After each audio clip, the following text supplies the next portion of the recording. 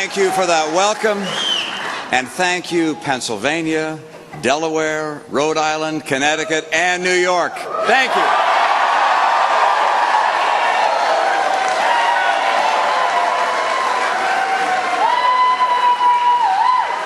And tonight I can also say thank you, America, because after 43 primaries and caucuses, many long days, and more than a few long nights, I can say with confidence and gratitude that you have given me a great honor and solemn responsibility.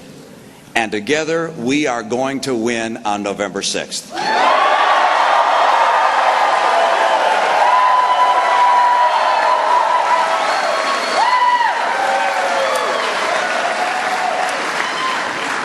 We launched this campaign not far from here.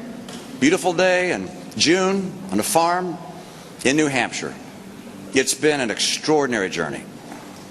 You know, Americans have always been eternal optimists. But over the last 3.5 years, we've seen hopes and dreams diminished by false promises and weak leadership.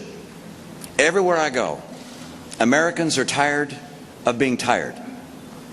And many of those who are fortunate enough to have a job are working harder for less. For every single mom who feels heartbroken when she has to explain to her kids that she needs to take a second job and won't be home as often. For grandparents who can't afford the gas to visit their grandchildren anymore. For the mom and dad who never thought they'd be on food stamps. For the small business owner desperately cutting back just to keep the doors open one more month. To all of the thousands of good and decent Americans I've met who want nothing more than a better chance, a fighting chance. To all of you, I have a simple message. Hold on a little longer. A better America begins tonight.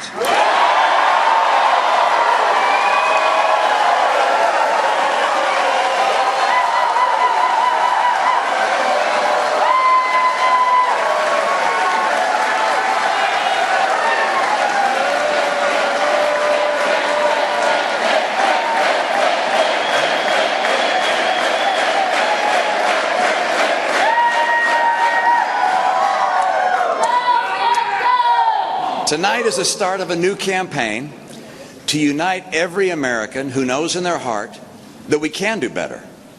The last few years have been the best that Barack Obama can do, but it's not the best America can do. Tonight is the beginning of the end of the disappointments of the Obama years.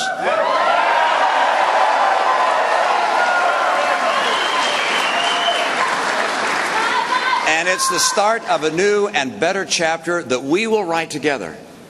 This has already been a long campaign, but many Americans are just now beginning to focus on the choice before the country. In the days ahead, I'll look forward to spending time with many of you personally. I want to hear what's on your mind, hear about your concerns, and I want to learn about your families. I want to know what you think we can do to make this country better and what you expect from your next president. And I'll probably tell you a little bit about myself. I'll start by talking about my wife, Ann, of course.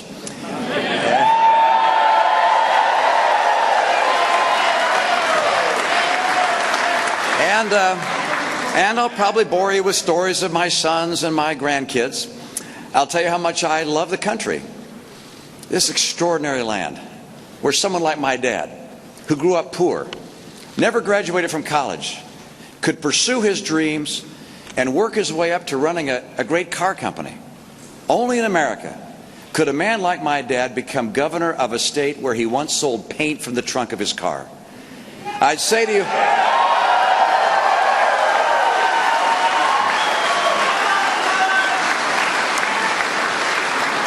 when I see you, I think I'll tell you that you may have heard that I was successful in business.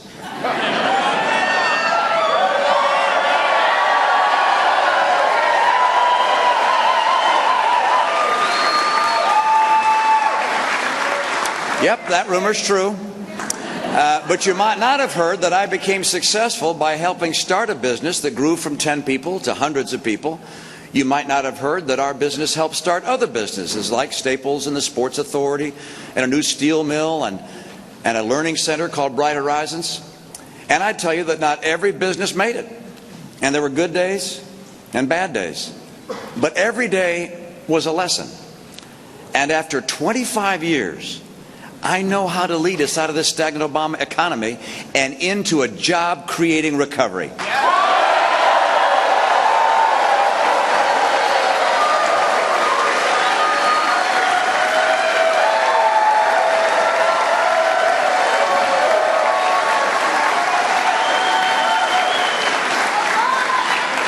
4 years ago, Barack Obama dazzled us in front of Greek columns with sweeping promises of hope and change. But after we came down to earth, after all the celebration and the parades, what do we have to show for 3.5 years of President Obama? Is it easier to make ends meet? No. Is it easier to sell your home or buy a new one? No. Have you saved what you needed for retirement? No. Are you making more at your job? No. Do you have a better chance to get a better job? No. Are you paying less at the pump? No. You know, if the answer were yes to those questions, then President Obama would be running for re-election based on his record, and rightly so. But because he has failed, he will run a campaign of diversions and distractions and distortions. That kind of campaign may have worked at another place and in a different time, but not here. And not now. It's still about the economy, and we're not stupid.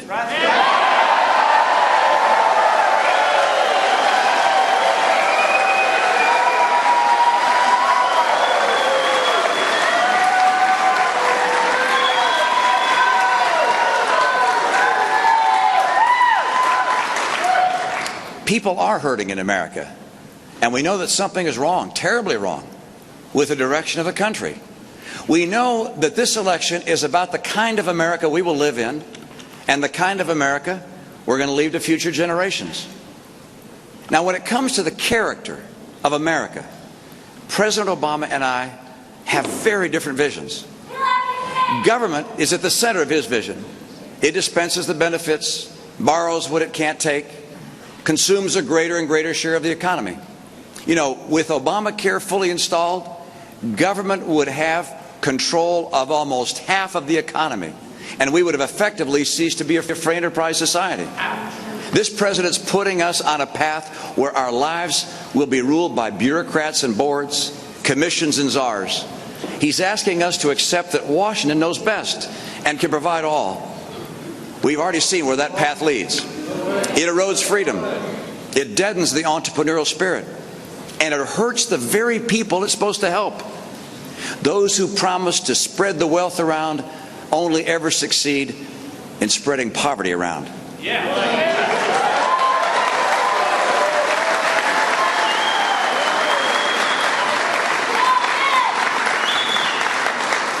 Other nations have chosen that path. It leads to chronic high unemployment, crushing debt, and stagnant wages. I have a very different vision for America and for our future.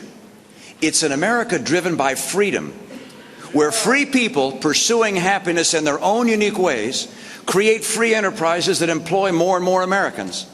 And because there's so many enterprises that are succeeding, the competition for hard-working, educated, skilled employees is intense. So wages and salaries rise. I see an America with a growing middle class, with rising standards of living. I see children even more successful than their parents, some successful even beyond their wildest dreams, and others congratulating them for their achievement, not attacking them for it.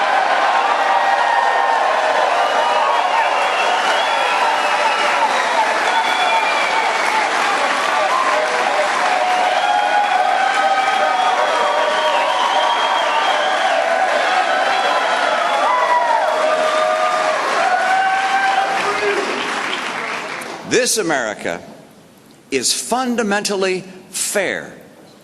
We will stop the unfairness of urban children being denied access to the good schools of their choice.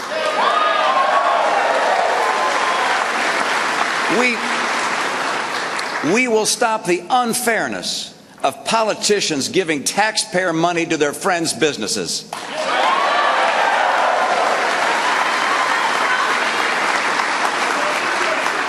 We will stop the unfairness of requiring union workers to contribute to politicians not of their choosing.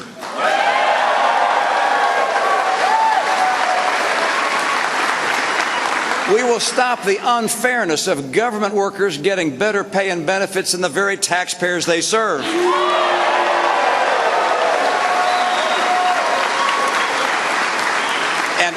And we will stop the unfairness of one generation passing larger and larger debts on to the next.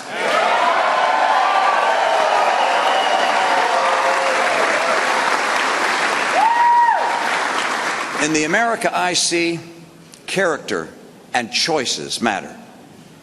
And education, hard work, and living within our means are valued and rewarded. And poverty will be defeated. Not with a government check, but with respect and achievement that's taught by parents, learned in school, and practiced in the workplace.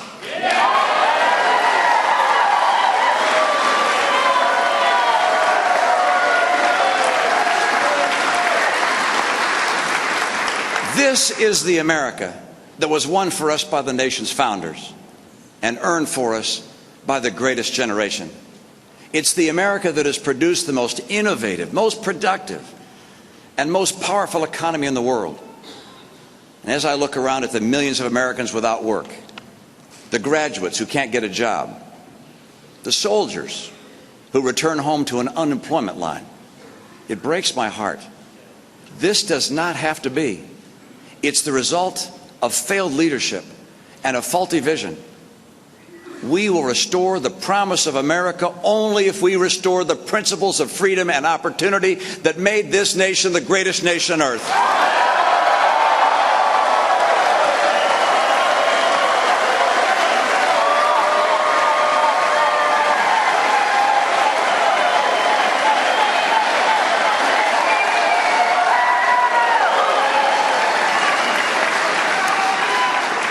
Today, the hill before us is a little steep, but we've always been a nation of big steppers. Many Americans have given up on this president, but they haven't ever thought of giving up, not on themselves, not on each other, and certainly not on America.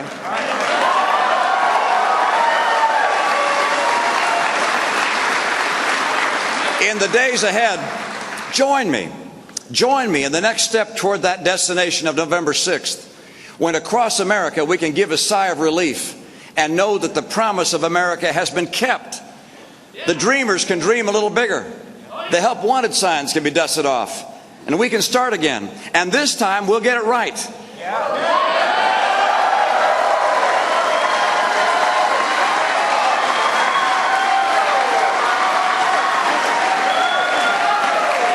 We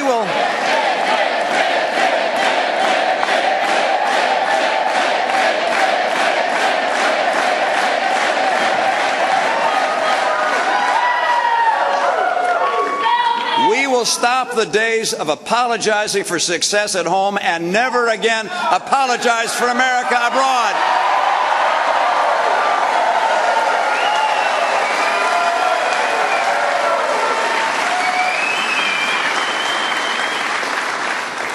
There was a time not so long ago when each of us could walk a little taller and stand a little straighter because we had a gift that no one else in the world shared.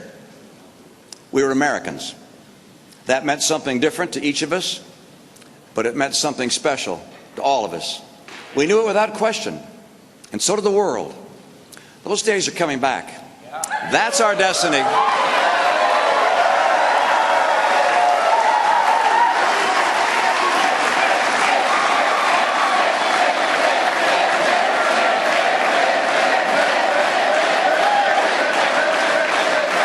You see, we believe in America. We believe in ourselves. Our greatest days are ahead. We are, after all, Americans. God bless this great nation. God bless the United States of America. And God bless you, good people. Thank you so much. Thank you.